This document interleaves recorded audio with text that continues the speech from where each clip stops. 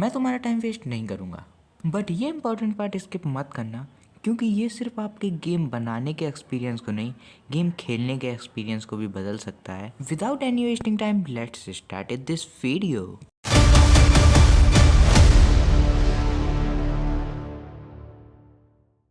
मैंने इस वीडियो को 2 पार्ट्स में डिवाइड किया है।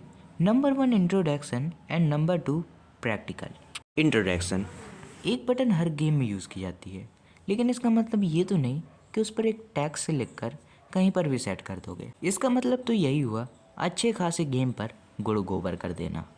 एग्जाम्पल के लिए तुम ये मान लो तुमने एक गेम डाउनलोड किया एंड उसकी स्क्रीन के सेंटर में उस गेम की जॉयस्टिक है, तो अब सिंपल सी बात है, वो गेम खेलना तो दूर की बात, दोबारा वो गेम आपके मोबाइल पर दिखेगा भी नहीं। इसका मतलब ये बात तो क्लियर है कि हर गेम पे हर एक चीज़ की एक परफेक्ट जगह होती है। तो आज की इस वीडियो में हम ऐसी कुछ जगहों के बारे में डिस्कस करने वाले हैं जहाँ पे आप अपने buttons, joystick and progress bar को सेट कर सकते हो। लेकिन हमें इन चीज़ों की जगहों से पहले इनके बारे में जानना पड़ेगा।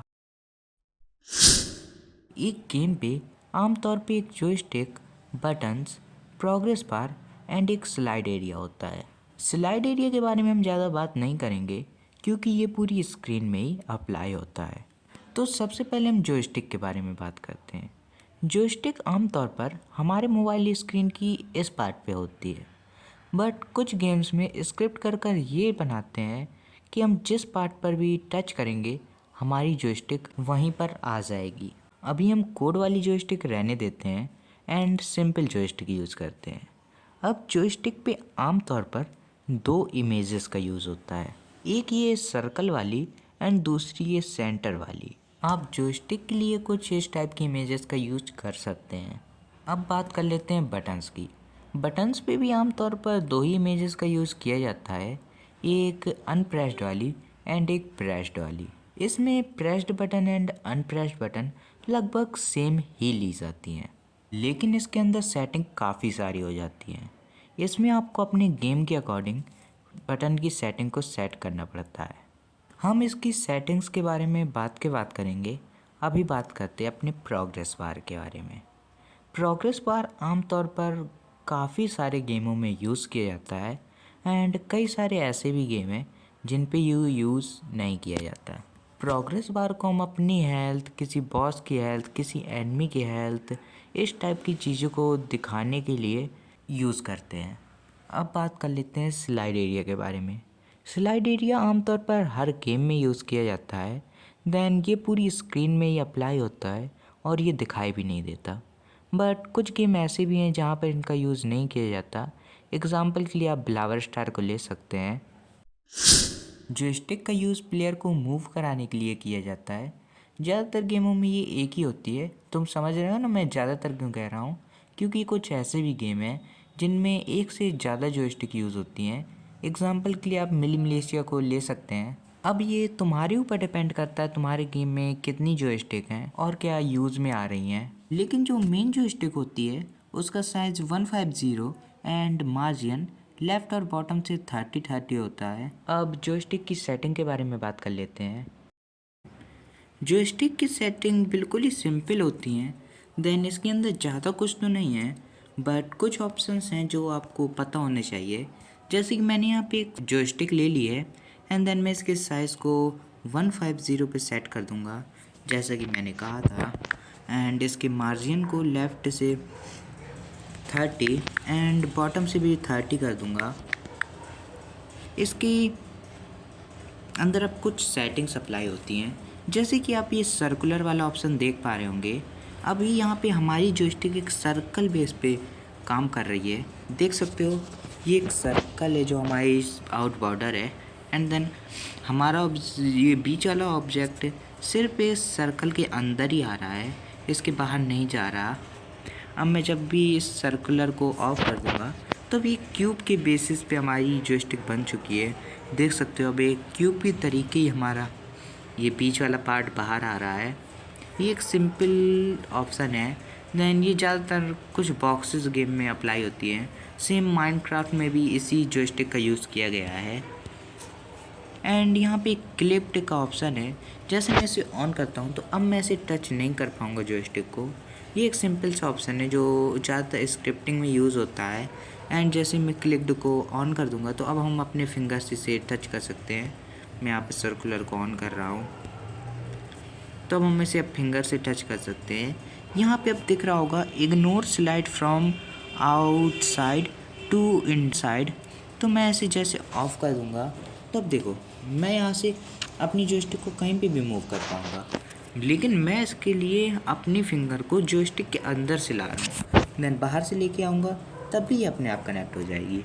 लेकिन अगर मैं इस ऑप्शन को ऑन कर दूँगा, अब मैं अपनी फिंगर को बाहर से ला रहा हूँ तो जॉयस्टिक पे कोई असर नहीं पड़ रहा है। देन यही इस ऑप्शन का यूज़ है। जैसे कि मैं इसे ऑन कर दूँगा तो हमारा हाथ फिंगर कहीं से भी आए ये उसे कनेक्ट कर लेगी। लास्ट वाले ऑप्शन को अगर तुम ऑन कर दोगे तो अब आपको अपने फिंगर को इस सर्कल के अंदर ही रखना होगा तब तक कि ये जॉयस्टिक काम करेगी। जैसे कि मैं इसे बाहर लेके जा रहा हूँ तो जॉयस्टिक हमारे हाथ से कंट्रोल से चली जाती है। अब जैसे कि मैं इसे ऑन कर दूँ ऑफ कर दूँगा तो हम इसे कहीं पे भी लेकर जाएँ जॉयस्टिक एक्टिवेट रहेगी। ये एक सिंपल बेसिस पे काम करता है। देन इसके बाद आता है इनपुट मोड। तो यहाँ पे सिंपल लेज़र सिस्टम पे है। अभी मैं यहाँ पे इसके एग्जांपल के लिए एक तो स्लाइड एरिया ले लेता हूँ। मैंने यहाँ पे एक स्लाइड एरिया ले लिया है। स्लाइड एरिया का मैं साइज़ मैच पेरेंट कर दूँगा एंड इसकी लेयर को मैं 2 पे सेट कर रहा हूँ ताकि हम इसे जॉयस्टिक को अभी मैं जॉयस्टिक को सिंपली टच नहीं कर पा रहा हूँ। अब जैसे मैं यहाँ पे घोस्ट मोड पे लगा सेट कर दूँगा इसे तो मैं जॉयस्टिक पे टच कर पा रहा हूँ। ये सिंपल एक इनपुट देने के लिए होता है। इस जॉयस्टिक के ऊपर तुम कितने भी ऑब्जेक्ट रख लो आप जॉयस्टिक को इनपुट दे पाओगे, या फिर जॉयस्टिक के नीचे कोई भी ऑब्जेक्ट होगा तो आप उसे भी इनपुट दे पाओगे। एक तरीके से ऐसा फील होगा कि जॉयस्टिक यहाँ पे है ही नहीं। बटन के बारे में मैं ज़्यादा कुछ नहीं कहूँगा क्योंकि अभी तक मैंने ऐसा कोई गेम नहीं खेला जिसमें बटन ना हो। क्या मतलब मेरे फर्स्ट गेम में बटन नहीं थी? वो गेम थोड़ा ना था, वो तो बटन्स कुछ गेमों में लिमिटेड होती हैं पर कुछ गेमों में बहुत ही हाई लेवल तक चली जाती हैं। अगर तुमने माइनक्राफ्ट खेला है तो तुम्हें पता होगा कि मोजेंक बटन के चलते ही ऑफ एंड फ्यूचर नहीं डाल रहा पॉकेट एडिशन में। ऐसे क्या देख रहे हो? गेम डेवलपर हूँ इसका मतलब ये नहीं कि मैं दूसरों गेम नहीं खेलूँ। बटन को हर एक गेम पे अलग अलग पोजीशन पे सेट किया जाता है।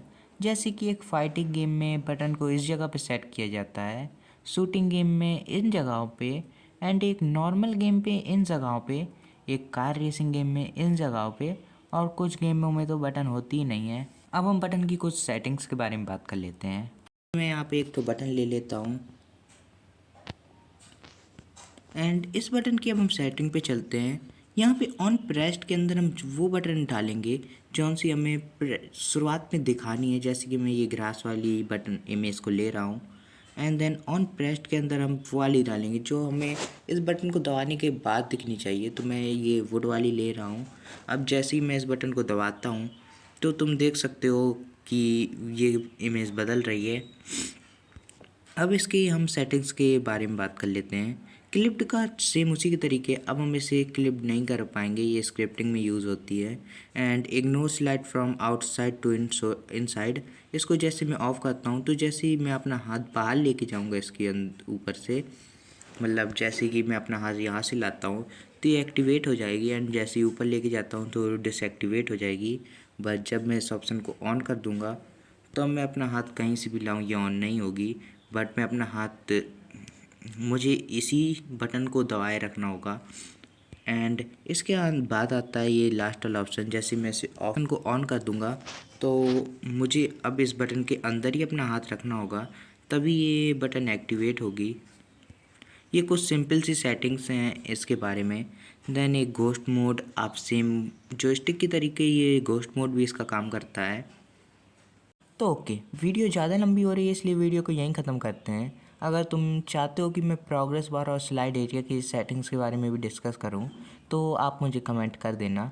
एंड मैंने वीडियो के साथ ही रिकॉर्डिंग की थी इसलिए रिकॉर्ड थोड़ा ज़्यादा अच्छा नहीं हो पाया, बट वीडियो हल्की सी भी यूज़फुल लगी हो तो सब्सक्राइब कर देना। बाय बाय, मिलेंगे नेक्स्ट वीडियो में, लाइक कर जाना। The soul can sing a quiet strength in everything. The song of alone, not just sorrow, but the seed that's sown from shadows.